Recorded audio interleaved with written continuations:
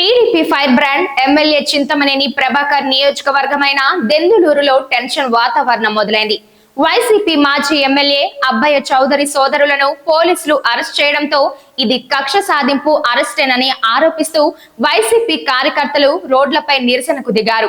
మరోవైపు టీడీపీ కార్యకర్తలు కూడా వైసీపీకి వ్యతిరేకంగా నినాదాలు చేశారు. దీంతో ఏ క్షణంలో ఏం జరుగుతుందో అనే భయం ప్రజల్లో నెలకొంది. నియోజకవర్గంలో ఉత్కంఠ వాతావరణం నెలకొంది. 2024 ఎన్నికలకు ముందు వైసీపీ అధినేత జగన్ సిద్ధం పేరుతో సభలను నిర్వహించారు. దెందులూరులో జరిగిన సభలో టీడీపీ కార్యకర్తలు రెచ్చగొడుతున్నారంటూ వైసీపీ నాయకులు జోక్యం చేసుకుని వారిపై కర్రలతో రాళ్లతో దాడి చేశారు. అప్పట్లో వైసీపీ ఒత్తిడితో టీడీపీ కార్యకర్తల కంప్లైంట్ ని పోలీసులు తీసుకోలేదు. అదే విషయంపై ఇప్పుడు టీడీపీ కార్యకర్తలు కేసు పెట్టడంతో మాజీ ఎమ్మెల్యే అబ్బయ్య చౌదరి సోదరులు నాని తేజాలను అరెస్ట్ చేశారు.